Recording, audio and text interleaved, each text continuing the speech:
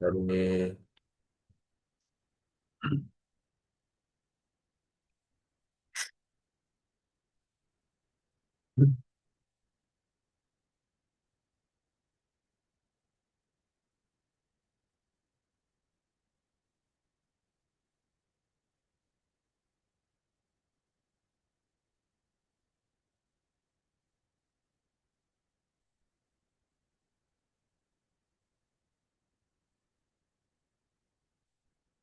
So this,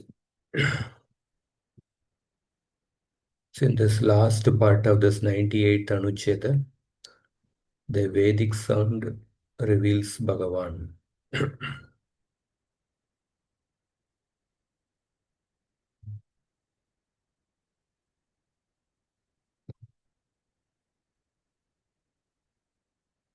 The objection which a person can raise is that since the Lord can be described by the words, does it not make the Lord material? Moreover, the Shrutis also deny that he can be defined by the words in many statements, and how the words are unable to attain him. Hmm. So, Jiva Goswami is resolving this doubt. If it is considered a defect that Brahman can be directly expressed with words, then how would it not also be a defect if it could be indirectly expressed? Then it would also be a defect that Brahman can be indirectly expressed. So there is no difference, since in both cases Brahman would be the object of the meaning of the words. Moreover, Brahman may not be directly expressed in words like a material object, but it may be concluded that it is expressible only by the statements that point out its inexpressibility. So the absolute truth cannot be described uh, like we describe a material object. But the absolute truth is expressible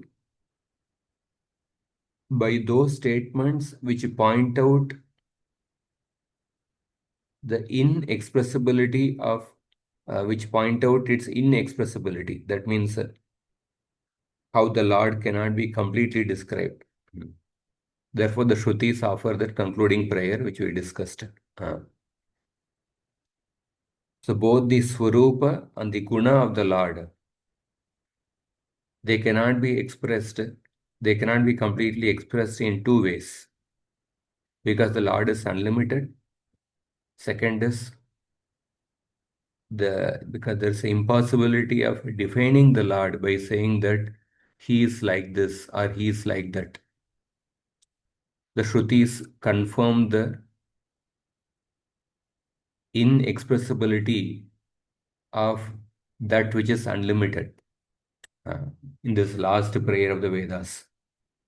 Even the cosmic administrators who control the heavenly planets, they can never reach your end or know your measure. Why? Because you are unlimited. You are not a material substance that comes to an end. So then how can we expect the gods to know when even you yourself do not know your end? Then the Lord asked that if I myself cannot know the end of my glories, then how can I be Sarvagya? The Shrutis reply uh, that ignorance of the horns of a rabbit does not disqualify a person from being a Sarvagya. Similarly, the inability to acquire a non-existent object is not a defect in the omnipotence. So Vedas confirm that because the limit of your glories don't exist, that is a non-existent object. So if you don't know that, that does not disqualify you from being a Sarvagya. Hmm. The Shrutis further express the unlimited nature of the Lord. The countless universes, each enveloped in its own shell, are compelled by the wheel of time to wander within you like particles of dust in the sky. How astonishing the multitude of universal eggs along with their coverings, which are seven in number, each of which is 10 times greater than the preceding one, float about or wander within you, are made to do so by the wheel of time, just like dust particles in the sky. And they wander in you contemporaneously and not sequentially, one after another. So this shows that the Bhagavan Swarupa is unlimited. Because the unlimited universes wander within it. So because these unlimited universes are the shelter of the unlimited qualities of the Lord, it is understood that the Lord's qualities are also unlimited.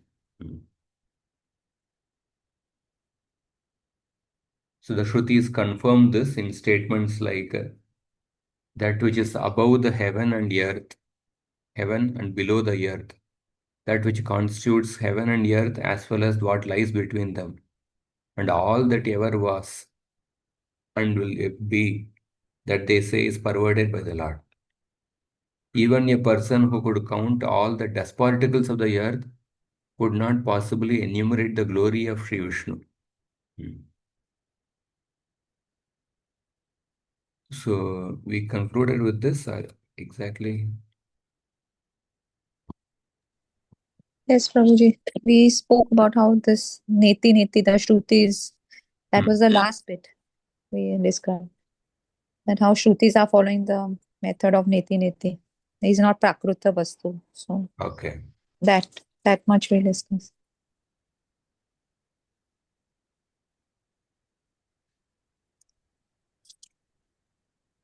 Commentary has to be done, Prabhuji. Actually, commentary we have to do.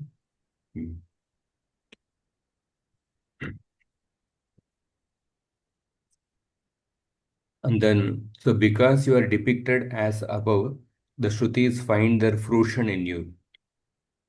They do so by first describing you somehow to some extent. And then they precisely describe you by saying that you are unlimited. So they ultimately culminate in you.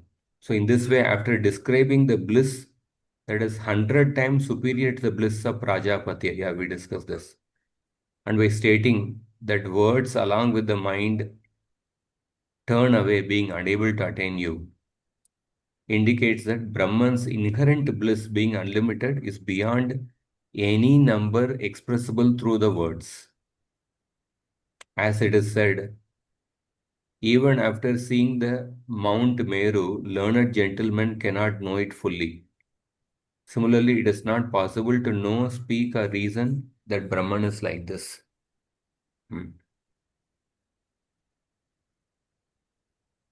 So here in the Shruti Stuti, the ability to express the supreme truth through the words Nirdeshyatva is accomplished. Through the words is accomplished precisely through reference to its inexpressibility. The Shrutis are saying that the Bhagavan can be described using the words. That is the theme of this anuccheda. How can the words of the Vedas describe the absolute truth who is anirdeshya, who is ineffable? The Shrutis are giving answer that Bhagavan can be expressed through the words. By what type of words? By those words which talk about how the Bhagavan is unlimited, which talk about Bhagavan's inexpressibility. So, but with regards to direct descriptions given in the Shrutis of his essential nature, such as Brahman's truth, knowledge, and infinity, and of his attributes in statements like the Lord naturally possesses knowledge, will, and agency. The personified Shrutis here say by following their method of negating everything that is not the absolute, they reveal you as their final conclusion. Hmm. So this is the, I think with this we end here. We ended here. Atan nirasanena bhavan nidana.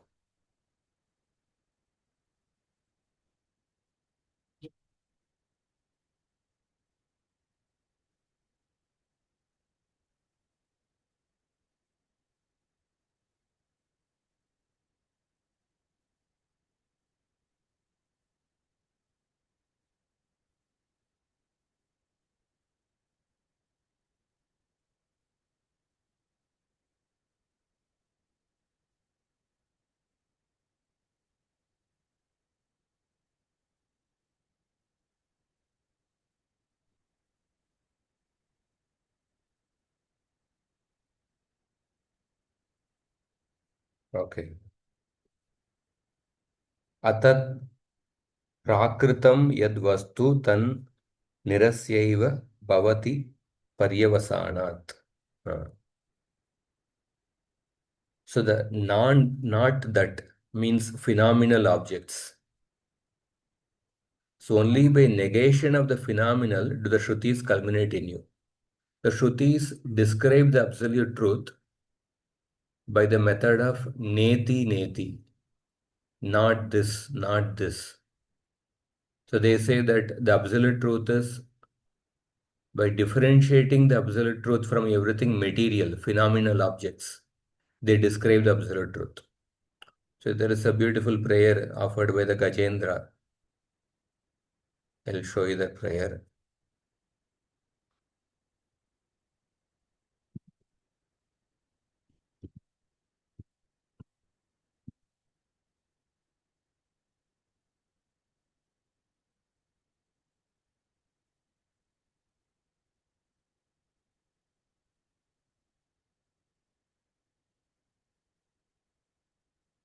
So the shloka, Savaina deva suramartya tiriyang, nastrina shando na pumanna jantuhu, nayam gunakarma nasanna chasan, nisheda shesha jayata dashesha.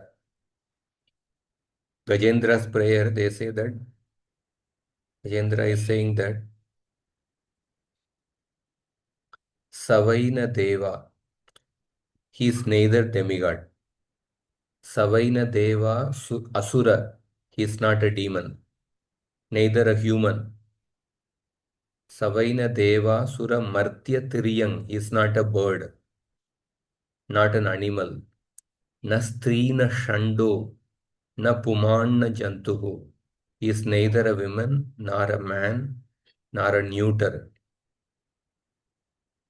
Nayam Guna Karma. He is not a material quality. He is not a fruitive activity. Nasanna Chasan.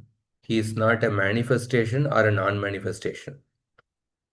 Nisheda Shesha Jayatad Ashesha. He is the last word in the discrimination of not this, not this. And he is unlimited. All glories to the Supreme Personality of God. The same thing is saying that the Shrutis are by following the method of negating everything that is not the absolute. This is called as a Atan Nirasana. Uh, Atan Nirasanena Bhavan Nidanaha. By following the method of negating everything that is not the absolute, they reveal you as their final conclusion. The non-that means, not that means phenomenal objects. Only by negation of the phenomenal do the Shrutis culminate in you. And further he says, Ayam Artaha. The import of this discussion is as follows. The Gita verses quoted, Gita 14, the 10th chapter, Buddhir Jnanam Asammoham Kshama Satyam. I think Bhagavad Gita 10.4. बुद्धिर्ज्ञानम् असम्मोह क्षमा सत्यं दमः शमः सुखं दुःखं भवो भावो भयं चाभयमेव च अहिंसा समता तुष्टिस्तपोदानं यशो यशः भवन्ति भावा भूतानां मत्त एव पृथक्वदाः. So Krishna is mentioning in these two shlokas intelligence, knowledge, freedom from doubt and delusion, forgiveness, truthfulness, control of the senses. All these various qualities of the living beings are created by me alone. So Jiva Goswami is quoting the shloka. Buddhir jnanam asammoham ityadina. And then one more shloka from Brihadaranyaka Upanishad. Hrir dhir bir etat sarvam mana eva ityadina cha yat prakritam jnanadikam abhidiyate tat sarvam brahma na bhavati iti neti neti ityadina cha natasya karyam karanam cha vidyate ityadina na nishidyate ityadina cha nishidyate. So you can read this one, the import of the above discussion. The import of the above discussion is as follows: material knowledge, and so on, which are described in various statements, such as Gita 10.4, intelligence, knowledge, and non bewilderment, and Brihadaranyaka Upanishad 1.5.3, shame, intelligence, fear. All these are indeed the mind, are not Brahman. And so they are denied in statements such as not this, not this, Neti Neti 2.3.6, and he is no material body or senses. Shvetashvatara Upanishad 6.8. Natasya karyam karanam cha vidyate. So atacha satyajnanadi vakyena swabhaviki jnana bala kriya cha ityadi vakyena cha tad abhidiyate. So there are statements which describe the absolute truth through the method of neti neti. He is not this, he is not this. And then there are statements in which the absolute truth is directly specified by saying that Satya Jnanam, Brahman is truth, Anantam, his knowledge, Satya Jnana Ananta, and he naturally possesses Swabhaviki Jnana Bala Kriyacha, knowledge, will, and agency. So, Tasmat Prakritad Anyadeva Tad Jnanadi iti Tesham Jnanadi Shabdanam Atan Nirasanenaiva Tvayi Paryavasanam iti.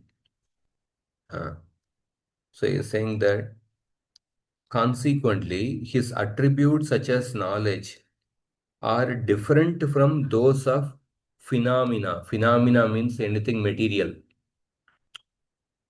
The Bhagavan's attributes such as knowledge are different from anything phenomenal, material.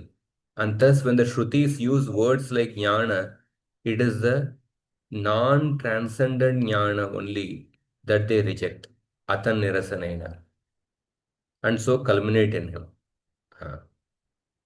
So when they mentioned that the absolute truth is not this, not this, they reject the non-transcendental or the material things. Tatarcha buddhya agochara vastutvad anirdeshyatvam tatapi tadrupam kinchid asti it uddishyamanatvan nirdeshyatvam cha. So because he is inaccessible to the intelligence, that buddhi agochara vastutvat, buddhi agochara vastutvat anirdeshyatam, because he is inaccessible to the intelligence, he is said to be inexpressible. Because Bhagavan is inaccessible to the material intelligence, therefore he is described as inexpressible, anirdeshya. And yet, because it can be said that he has some form, he is also expressible, nirdeshya. He has some form which is transcendental form. And the transcendental form is inaccessible to our material intelligence, therefore it is called as anirdeshya. But because he has a form, he has a quality, he has activities, therefore he is also called as nirdeshya. He can be expressed.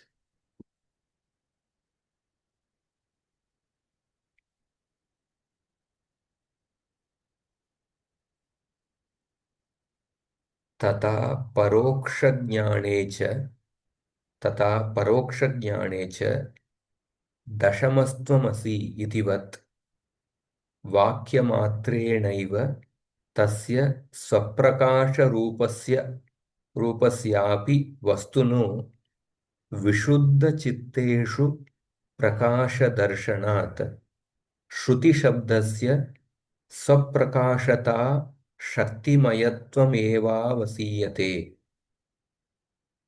तथा अपरोक्षज्ञाने च दशमस्त्वमसि इतिवत् वाक्यमात्रेणैव तस्य स्वप्रकाशरूपस्य अपि वस्तुनो विशुद्धचित्तेषु प्रकाशदर्शनात् श्रुतिशब्दस्य स्वप्रकाशता शक्तिमयत्वम् एव अवसीयते.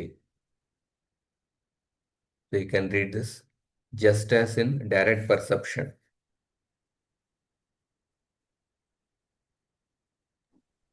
Anybody's read. Anybody wants to read? Yes. Just as in direct perception through words, simply by hearing the statement, you are the tenth, accurate knowledge of the tenth person is ascertained, so also that self luminosity entity, the Supreme Lord, becomes manifest in the pure heart through the statements of the Vedas. And this shows that the words of Shrutis are embodiment of the self luminous potency. This is also stated several times in Bhagavatam. Both Shabda Brahman and Parabrahman are my eternal forms because the Vedas are So, the tata itivad dashamastvam. Suppose if I say he is the 10th one.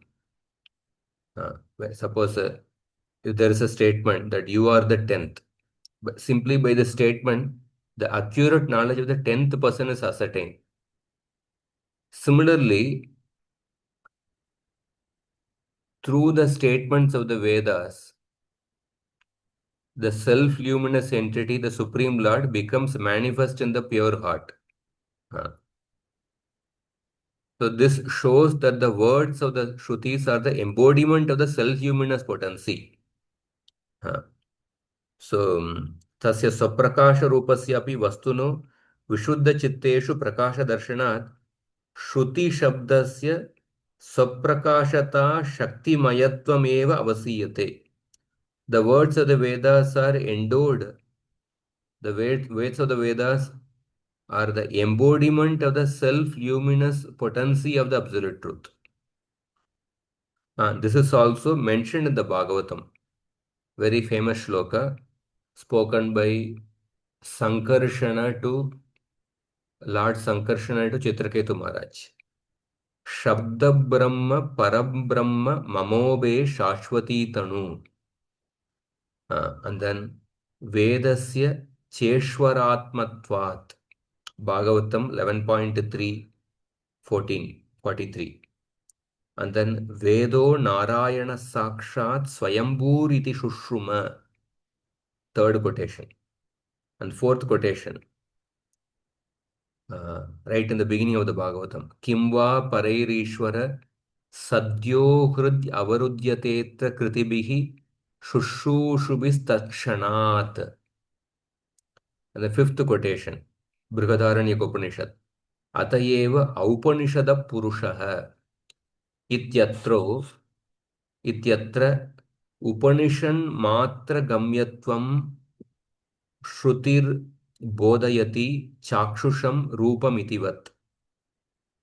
Tatascha श्रुतिमय्या स्वप्रकाशता शक्त्या श्रुतिमय्या स्वप्रकाशता शक्त्या प्राकृत तत्तत् तद्वस्तुजातं तम एव निरस्य स्वयं प्रकाशते. So you can read the from here. This is also stated in several times in the Bhagavad.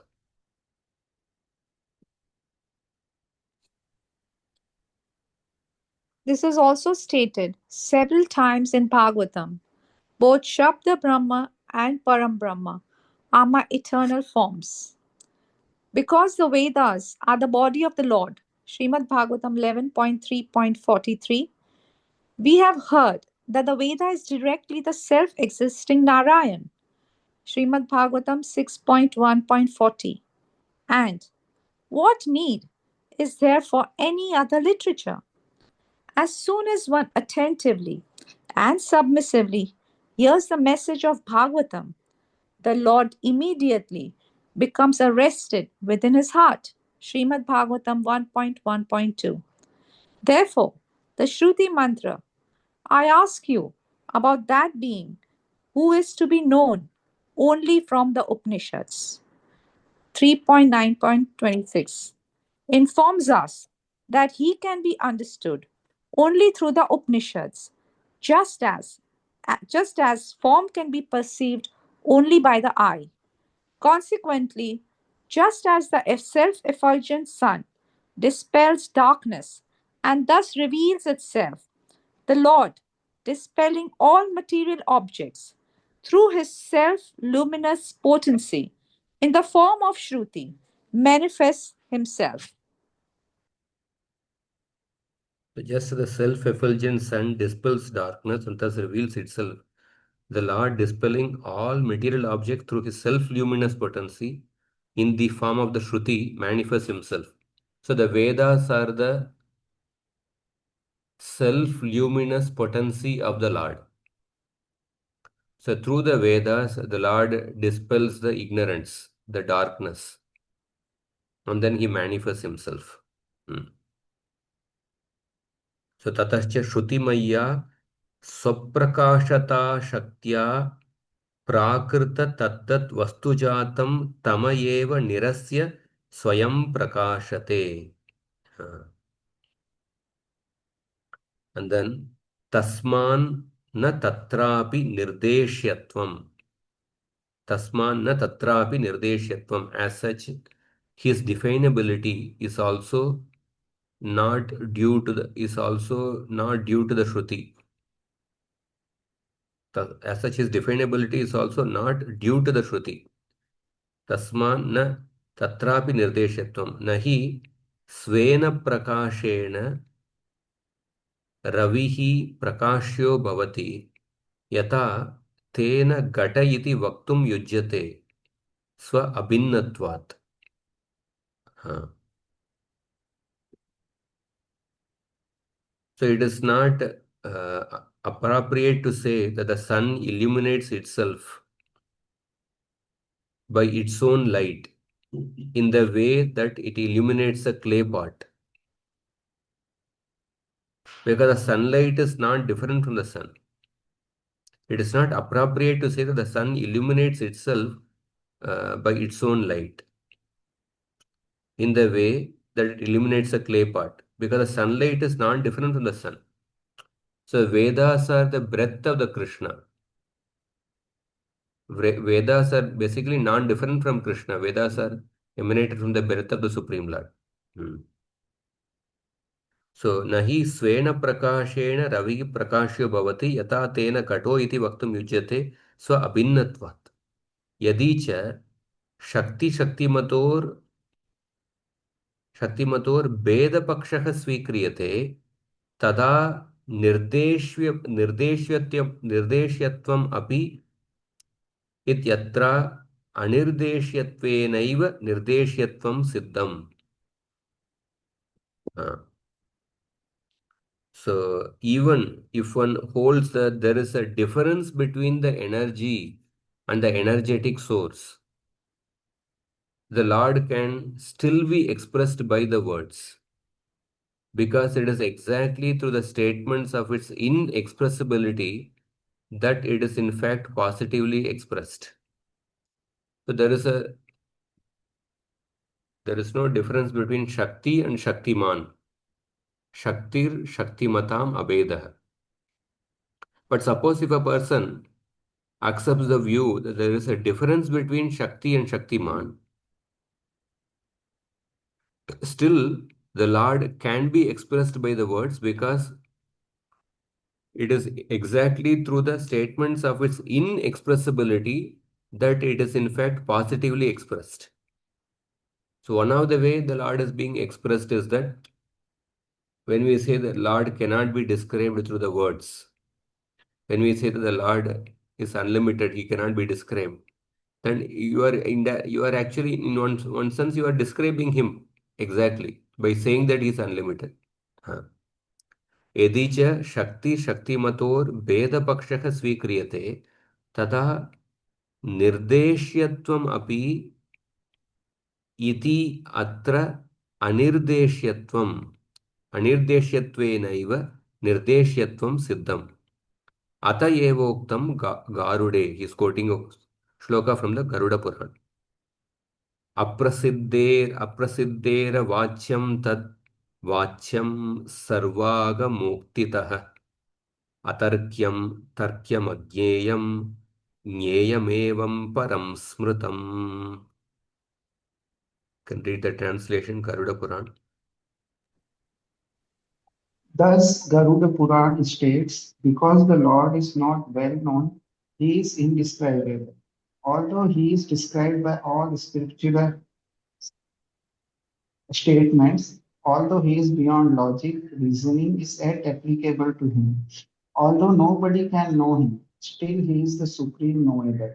The Vedas also declare So अप्रसिद्धेर वाच्यं तद वाच्यं सर्वागमोक्तितः अतर्क्यं तर्क्यम अज्ञेयम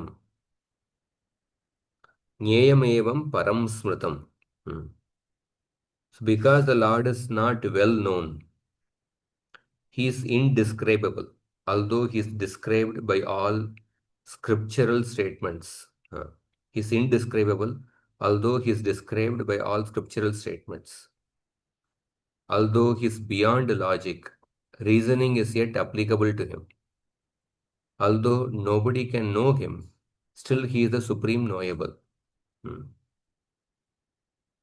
Although he is beyond logic, reasoning is yet applicable to him. Although nobody can know him, still he is the supreme knowable. Because the Lord is not well known, he is indescribable, although he is described by all scriptural statements.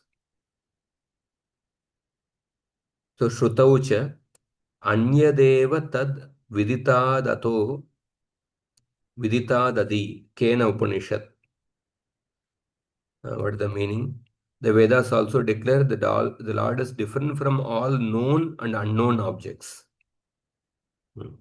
It was with this intention that Sri Parashara said, Idam abhipretya uktam Sri Parasharenapi Yasmin Brahmani Sarva Shakti Nilaye Manani No Maninam Nishtayai Prabhavanti Hanti Kalusham Shrotram Sayato Harihi Iti.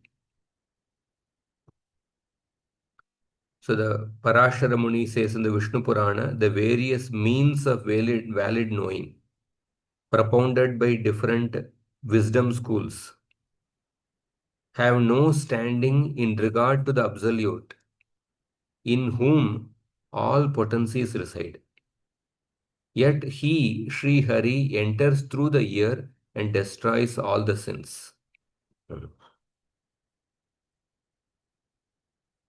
Yasmin Brahmani Sarva Shakti Nilaye Manani no Maninam Nishtayai Prabhavanti Hanti Kalusham Shrotram Sayato Harihi.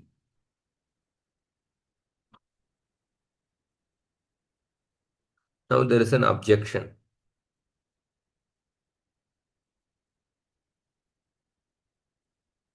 So Nanu Avishkrita Shakter Bhagavadakyasya Brahmanah स्वप्रकाशता शक्तिरूपत्वं वेदस्य संभवति ततश्च अनाविष्कृतशक्तेर्ब्रह्मणः प्रकाशस्तस्मात् कथमिति. So an objection is raised. The Vedas may have the self-illuminating potency of the feature of the Brahman called Bhagavan, who is endowed with the manifest potencies. But how can the self-illuminating power of the Vedas disclose the Brahman when those energies are not manifest in the Brahman? Okay, the Bhagavan has different potencies. But the Bhagavan's one of the potency is manifest in the form of the Vedas, the self-illuminating potency. But how can the Vedas describe the Brahman who is without any potencies? Nanu avishkrita shakter bhagavadakyasya brahmanah स्वप्रकाशता शक्तिरूपत्वं वेदस्य संभवति ततश्च अनाविष्कृतशक्तेर्ब्रह्मणः प्रकाशस्तस्मात् कथमिति. So the Vedas have the self-illuminating potency of the Bhagavan. But how can the self-illuminating power of the Vedas disclose the Brahman when those energies are not manifest in the Brahman? He is giving an answer. Uchyate asman mate tasyapi prakasho bhagavat shaktiyaiva. Tasyapi prakasho bhagavat shaktiyaiva. The Brahman is also realized only by the potency of Bhagavan, according to our opinion. And he is quoting a shloka spoken by Matsyavatara to King Satyavrata. You can repeat after me. Madiyam mahimanam cha Madiyam mahimanam cha parabrahmeti shabditam parabrahmeti shabditam vedsyasya anugrihitam me vetsyasya nugrihitam me taprashnair vivritam hridi. samprashnair vivritram hridi.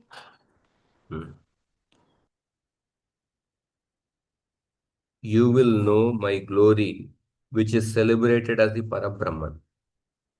For it will be thoroughly revealed to you within your heart, both as a result of your own profound inquiry and by my mercy. That means the impersonal Brahman will also be understood by a person only by the mercy of Bhagavan.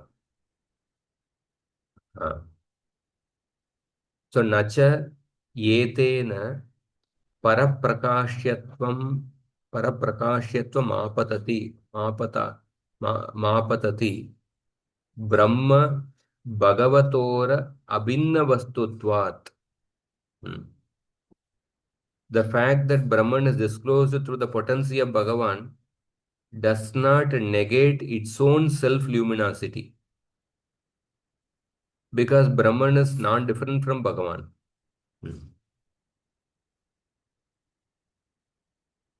अत्र लौकिकशब्देनापि यः कश्चित् तदुपदेशः स तु तस्य तद् अनुगतेस्तया श्रुत्यैवानुगृहीततया संभवति इत्युक्तम्. Whenever instruction about the absolute is imparted, even through vernacular speech, laukika shabda, so whatever instruction about absolute truth is imparted, even through vernacular speech, is also possible due to its attaining correspondence with the Lord through the blessings of those Shrutis. अत्र लौकिकशब्देनापि यः कश्चित् तद् उपदेशः ततु तस्य तद् अनुगते तया श्रुत्या एव अनुगृहीततया संभवति इत्युक्तम्. Even when a person is describing the Supreme Lord through some laukika words, like George Harrison sang this My Sweet Lord sang. Through ordinary languages of this world, he described Krishna in his own with his own devotion. That is also possible uh, that whatever instruction about absolute is imparted even through vernacular speech is also possible due to its attaining correspondence with the Lord through the blessings of those Shrutis. To the blessings of the Shrutis. And then atastad anushila अनुशीलनावसरे तद भक्ति अनुभाव रूपस्य तच्छब्दस्य तु सुतरां तत्स्वरूप शक्ति विलासमयत्वान् न तत्र निषेधः अतस्तत् अनुशीलनावसरे तद्भक्ति अनुभाव रूपस्य तच्छब्दस्य तु सुतरां तत्स्वरूप शक्ति विलासमयत्वान् न तत्र निषेधः.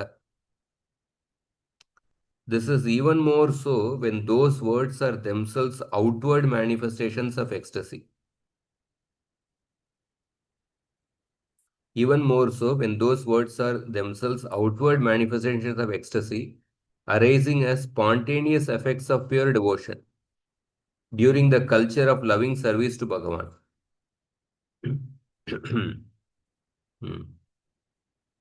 अतस्तद अनुशीलनावसरे तद्भक्ति अनुभाव रूपस्य तच्छब्दस्य तु सुतरां तत्स्वरूप शक्ति विलासमयत्वा न तत्र निषेधः. किं तर्हि मनोविलासमयस्य एव इति सर्वमणवत्यम्. This cannot be negated because such words are certainly a manifestation of the Lord's internal potency. What then can be said of the words that are a direct manifestation of the Lord's own mind? Thus, the proposition that Bhagavan can be described in words is certainly irreproachable. So, even the Laukika words, which contain the same essence of the Vedas, even they describe the Supreme Bhagavan. And when the devotees express their devotional ecstasy through their words, Prabhupada wrote his purports, the different Acharyas wrote bhajans about the Lord in simple Bengali language or different Indian languages. They poured out their ecstatic emotions. If they can describe the Lord, this is even more so when those words are themselves outward manifestations of ecstasy, arising as spontaneous effects of pure devotion during the culture of loving service to Bhagavan. The different acharyas wrote bhajans in Hindi, Kannada, Telugu, Bengali. This cannot be negated because such words are certainly a manifestation of the Lord's internal potency. If those words are manifestation of the Lord's internal potency, what then can be said of the words that are a direct manifestation of the Lord's own mind? The words of the Shruti, they have emanated from the breath of the Supreme Lord. Therefore, the Vedas describing the Vedas definitely describe the absolute truth. This is definitely irreproachable. And finally, is concluding Atayeva Sauparna Shrutau. Prakritischa Sauparna Shruti is quoting. प्रकृतिश्च प्राकृतं च यन्न जिग्नन्ति यन्न जिग्रन्ति जिग्रन्ति यन्न पश्यन्ति पश्यन्ति यन्न शृण्वन्ति शृण्वन्ति यन्न जानन्ति जानन्ति च. This is Sauparna Shruti is quoted by Madhvacharya in his Bhashya on the Brahma Sutra 4 to 11. Consequently, it is stated in the Sauparna Shruti, material nature and all its products, though not smelling him, do smell him. Though not seeing him, do see him. Though not hearing him, do hear him. Though not knowing him, they yet know him. So all these are oxymoron. See the na jigranti, jigranti. Material nature and its products, they don't smell him but smell him. Yan na pashyanti, they don't see him but they see him, pashyanti. Na shrinvanti, shrinvanti. Na jananti, jananti. So, So the way so they don't know him, but they know him.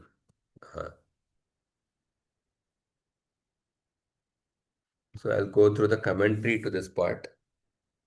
An objection arises if Bhagavan can be described in the words. He must be like any other material object that is described in the words. And besides, there are many statements in the Upanishads that emphatically deny that words can approach the absolute truth. In response to this, Jiva Goswami cites the last prayer offered by the personified Vedas. So Bhagavan is said to be indescribable because he is unlimited and cannot be described completely. He does not know his own limit because in truly he has no limits. One is not considered ignorant if he is without knowledge of the fruit of a sandalwood tree, because there is no such fruit. If he is not, one is not considered ignorant if he is not aware of the horn of a rabbit, if he is not aware of the Akasha Pushpa, because there is no such thing. So the form and qualities of Bhagavan are unlimited, and since the Shrutis cannot fathom them completely, they sometimes say that the Lord cannot be described because his qualities are unlimited.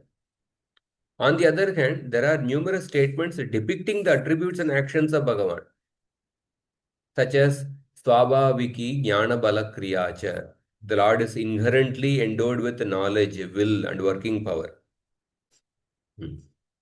So the phrase Atan Nirasanena Bhavan Nidanaha, the Shrutis following their method of negating everything that is not the absolute truth. Not this, not this.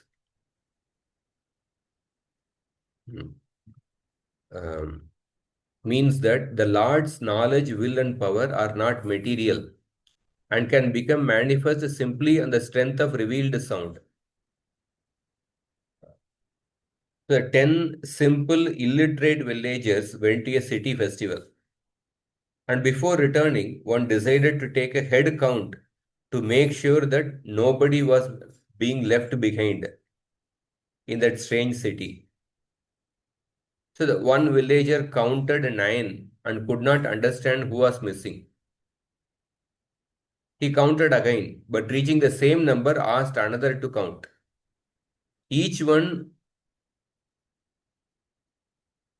each one that took the task forgot to include himself. They counted all 9. They forgot to include them himself. Thinking one of their party was missing, they went to make a report. The officer counted, and when he reached the chief villager, he said, "And you are the 10th."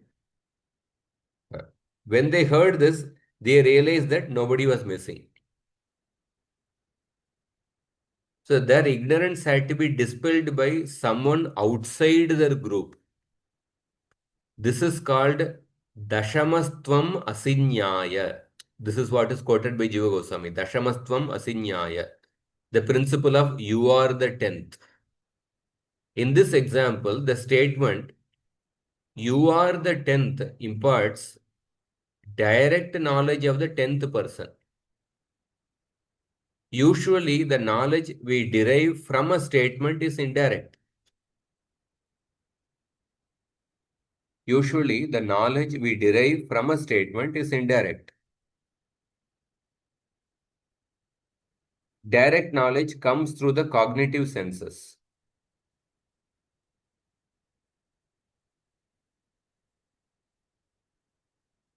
Usually, the knowledge we derive from a statement is indirect. Direct knowledge comes through the cognitive senses. In the same way, the Vedic sound directly reveals the Lord to a qualified student through the mercy of the spiritual teacher.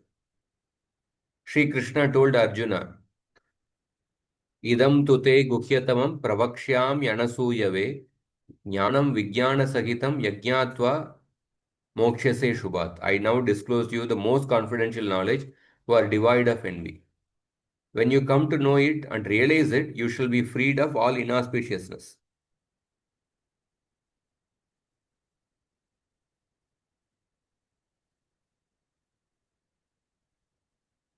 So Bhagavan is said to be indescribable. Yet by his own potency, he reveals himself to the Shrutis. One may say that the sun is non-illuminable, owing to being illuminated by its own potency. Only if we entertain a difference between the sun and its rays, can we say that the sun is illuminated by the sun rays. Similarly, as there is no difference between the energetic source Bhagavan and his energy, the Supreme Lord is called indescribable. Because the Shrutis that describe him do so only by his potency. When, however, the energetic source is viewed as distinct from his energies, he is then said to be describable by the Shrutis. I'll read again. So Bhagavan is said to be indescribable. Yet by his own potency, he reveals himself in the Shrutis, in the Vedas. So somebody may say that the sun is not illuminable, owing to being illumined by its own potency. Only if one may say that the sun is not illuminable. That means sun cannot be illuminated by anything outside, some other light. The sun can be illuminated by its own potency. Only if we entertain a difference between the sun and its rays, then we say that the sun is illuminated by the sun rays. Similarly, as there is no difference between the energetic source and its energy, the Supreme Lord is called indescribable. Because he cannot be described by something outside. Just like sun cannot be illuminated by some other outside light source.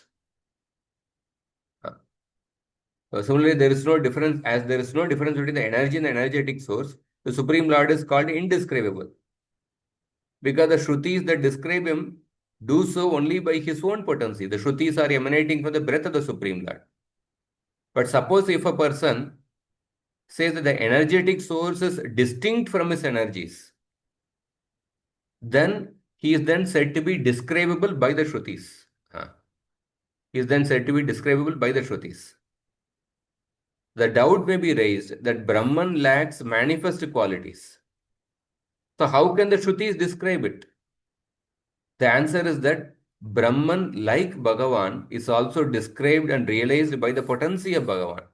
That is why the sloka spoken by Matsyavatara to King Satyavrata was quoted. Being dawn different from him. There is no medium other than the Vedic sound to realize or describe the Brahman. Just as when a diamond is found in a mine, it needs to be processed to remove the unwanted matter around it. In the same way, the Shrutis describe the Lord by denying any materialism in him, by saying that he is not this, he is not that. He is different from this matter. He is different. He is not earth. He is not man. He is not a woman. He is not a neuter. He is not a deva. He is not an asura. He is not an animal. Gajendra's prayer I quoted. It's like a diamond is processed by removing the dirt around it. The Shrutis are describing the absolute truth by saying that he is not any of these phenomenal objects. This process is referred to as the Atan Nirasana, the chief verse of this section. Atat means material or the non-transcendent. Nirasana means denial. Atan Nirasana means denial of the material.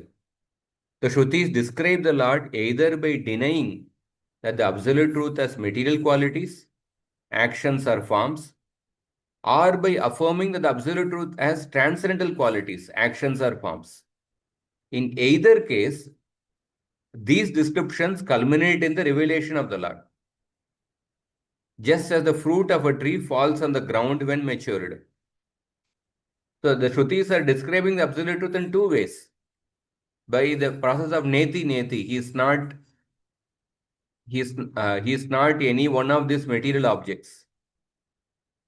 And then the Shrutis are describing the transcendental form, transcendental qualities, transcendental activity of the Supreme Lord.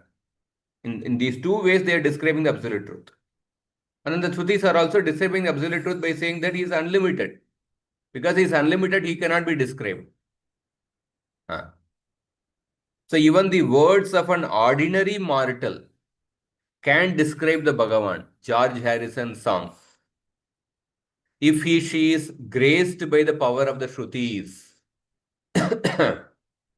the simple words of the spoken by the ladies of Hastinapura, Anyonyam Asit Sanjalpa Uttama Shloka Chetasam, Kauravendra Purastrinam Sarvashruti Manoharaha.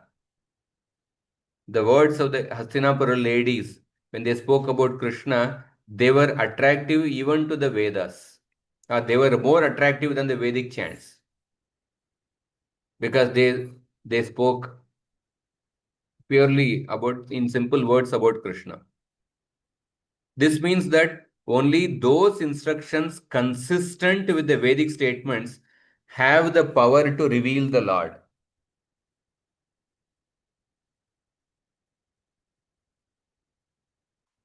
Have the power to reveal the Lord. The devotees of the Lord who have achieved the grace of a spiritual teacher, coming in an authorized parampara, have the power to reveal the Lord in their writings, which have potency like the Vedic mantras. The Lord is said to be indefinable only because he is unlimited and unapproachable by material sound. The conclusion is that the Vedas are able to define the Lord.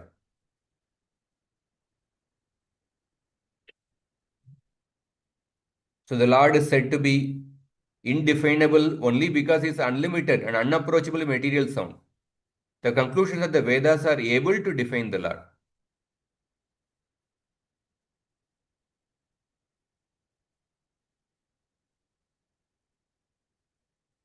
Up to this point, it has been described that Bhagavan is the absolute reality in its feature of the highest completion, which has two other manifestations, that is Paramatma and Brahman. Bhagavan possesses various types of energies and therefore he also performs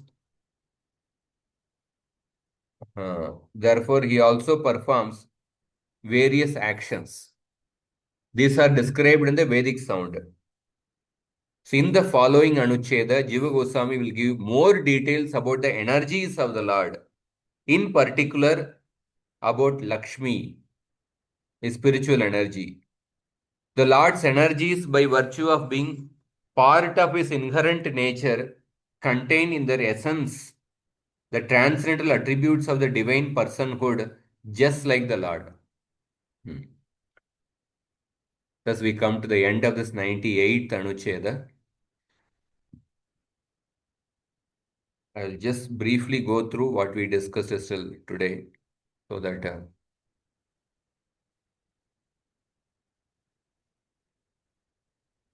then if there are any questions, we'll take. So we discussed the Shrutis are describing the absolute truth by saying that he is indescribable because he is unlimited. He is indescribable because he is unlimited. So this is also a way of describing the Lord only. Because he is unlimited, he is indescribable. One cannot completely describe it.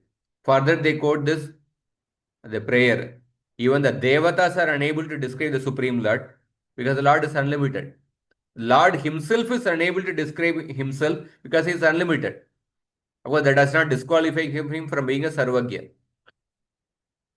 And the unlimited nature of the Supreme Lord is also explained by saying that how the unlimited universes are simultaneously floating,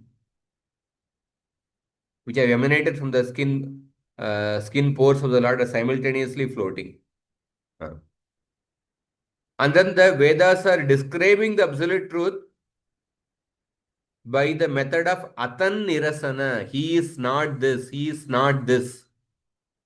In order to mention how the Supreme Absolute Truth is different from anything material, they are adopting the method of Atan Nirasana. He is not this, he is not this. And in other places, they describe the qualities of Supreme Lord. Swabhaviki Jnanabala Kriyacha. So,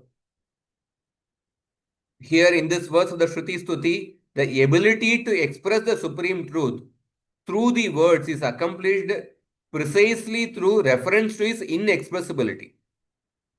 But with regards to the direct descriptions given in the Shrutis, such as Satyam, Jnanam, Anantam, Brahma, Sabhaviki, Jnanabala Kriyacha.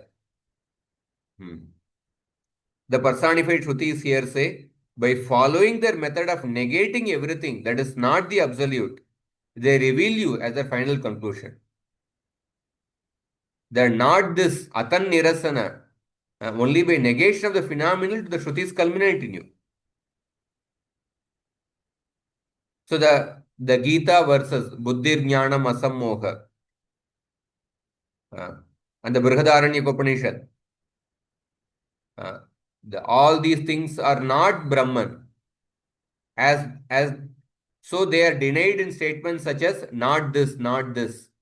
He has no natasya karyam karanam cha vidyate. He has no material body, he has no material senses. At the same time, is directly specified by statements like Satyam Jnanam Anantam Brahma, Swabhaviki Jnana Bala Kriyacha. So that therefore his attributes such as knowledge are different from any phenomenal, that means material objects, material qualities. Therefore, when the Shrutis use the words like Jnana, it is the non-transcendent Jnana only that they reject. They don't reject the transcendental Jnana. They reject the non-transcendental form, but they don't reject the transcendental form of the Supreme Lord.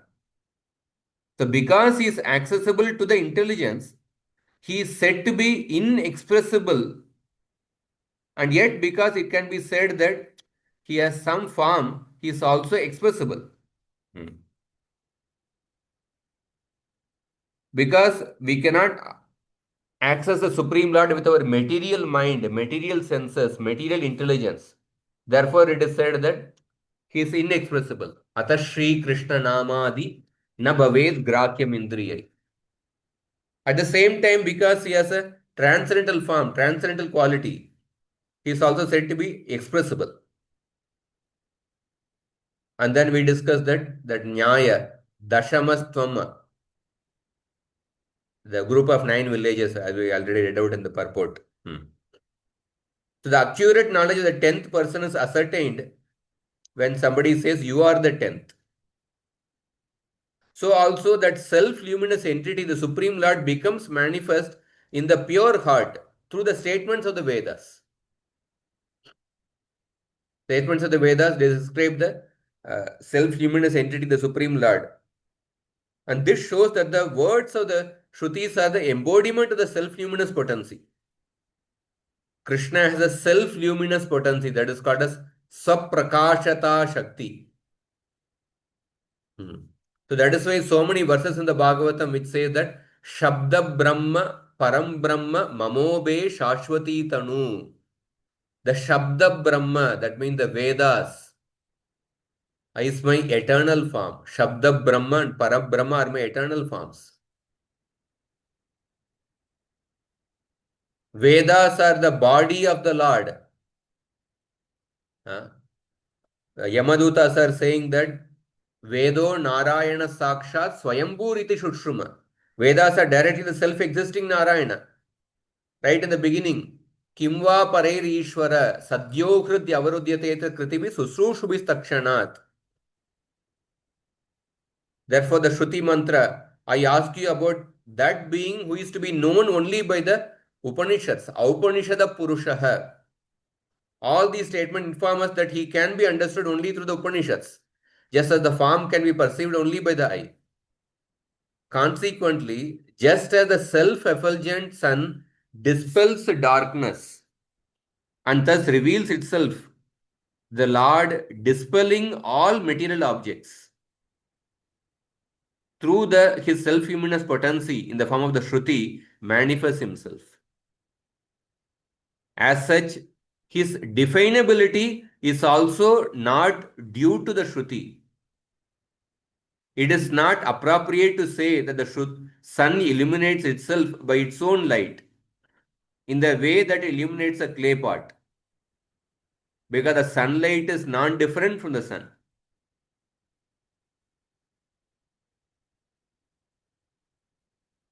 Even if one holds that there is a difference between the energy and the energetic source, the Lord can still be expressed by the words, because it is exactly through the statements of his inexpressibility that it is in fact positively expressed. Therefore, the Garuda Puran states, because the Lord is not well known, he is indescribable, although he is described by all scriptural statements. Although he is beyond logic, reasoning is yet applicable to him. Although nobody can know him, still he is the supreme knowable. The Vedas declare that the Lord is different from all known and unknown objects. It was with this intention the Parashara said, the various means of valid knowing propounded by different wisdom schools, various pramanas, have no standing in regard to the Absolute, in whom all the potencies reside. Yet he enters through the ear and destroys all the sins.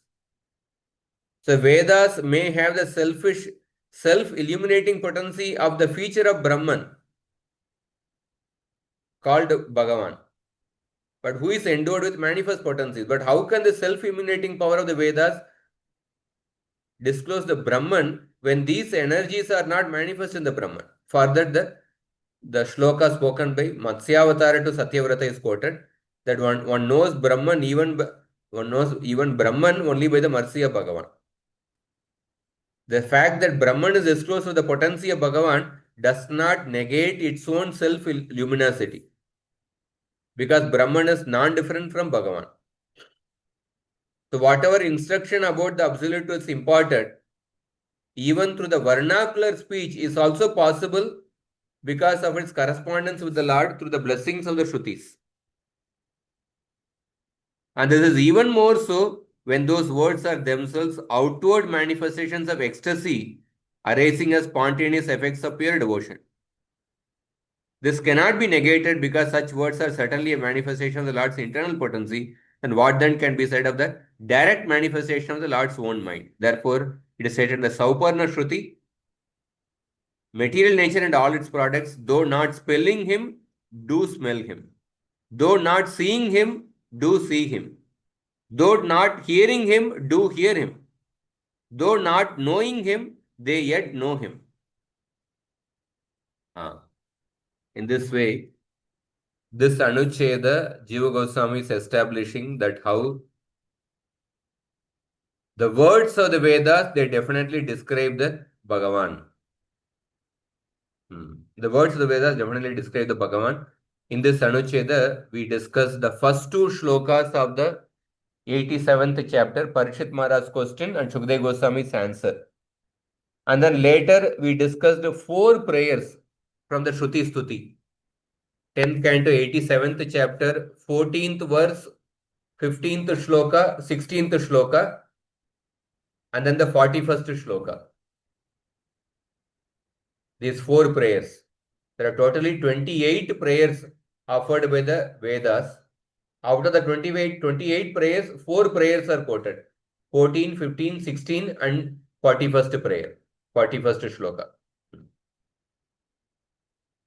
So you can go through this again if there are any questions. Can take now. So next week will, in the next Anucheda, Jiva Goswami discusses about the potencies of the Supreme Lord.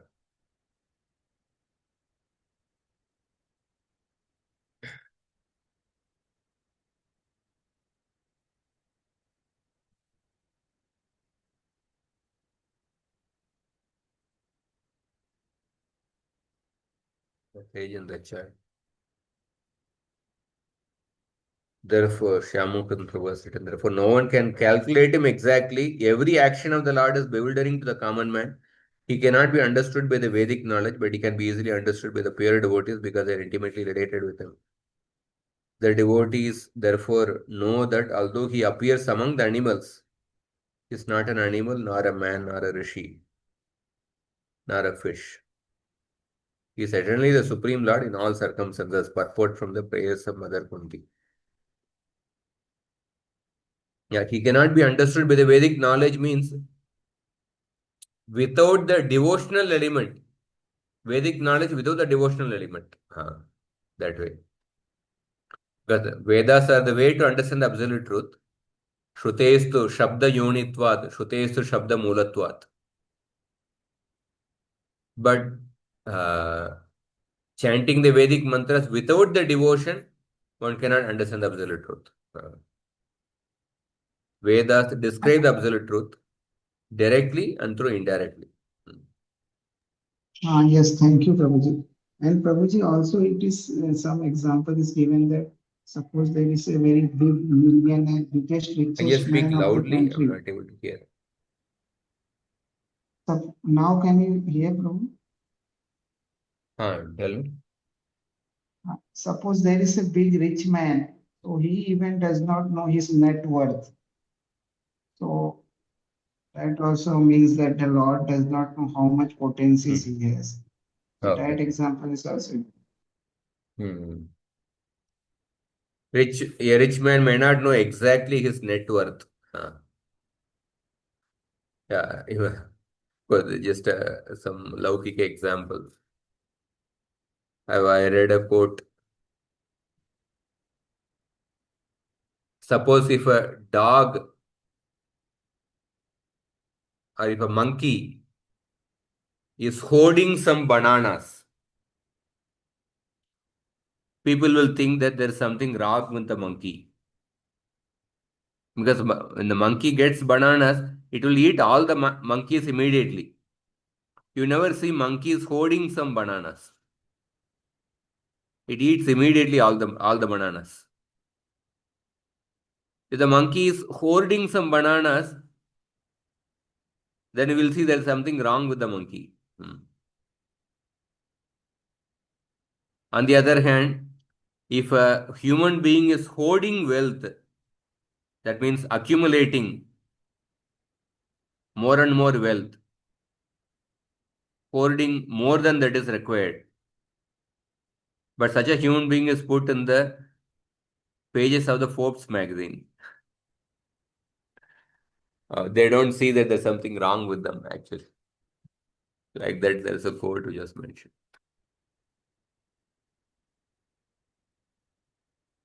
Okay, anyway, that's a different point of view. But your rich man sometimes does not know the exact his net worth.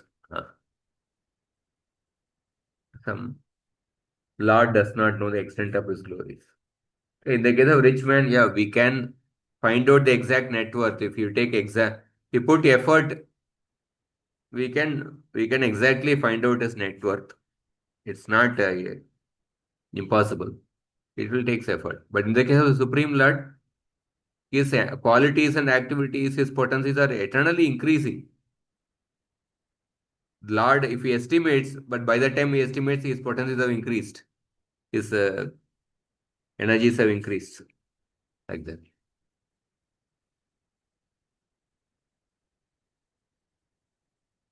Okay. So I request you to go through it again, then so that you can. Essentially, the main thing of this anuccheda, we should never lose track of the main message of this anuccheda. The words of the Vedas describe the Bhagavan. That is the main theme of this anuccheda. And this last shloka which we have been discussing is that Vedas describe the absolute truth by saying that he cannot be described because he is unlimited.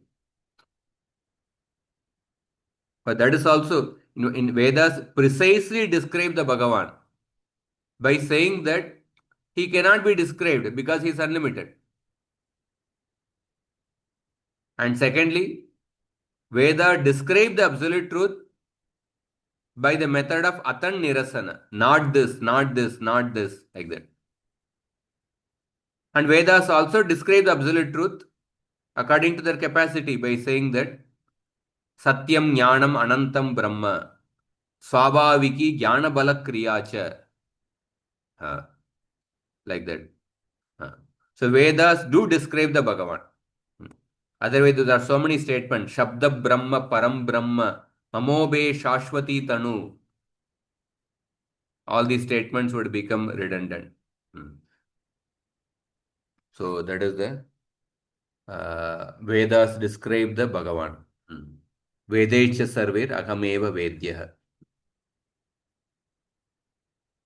Okay.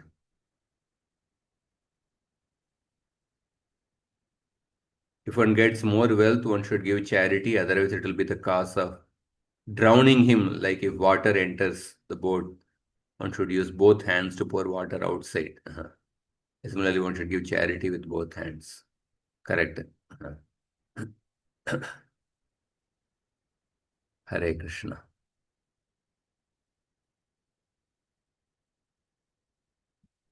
Thank you very much. So we'll end here. I'm just come to G. We going to attend Mara's class now. Was I audible properly? Yes, Prabhu. Yes, Prabhuji, very nicely audible. Okay. So you're coming back, Prabhuji, then? Or you're flying from Tomorrow there? night I'll come back to temple or day after tomorrow morning. Then you are taking a lecture, no? Tuesday to Thursday. Tuesday. Tuesday, I'll start. Okay. Let's end here. Grantharaj Srimad Bhagavatam ki jai. Srila Prabhupada ki jai. Gaura Bhakta Vrinda ki jai.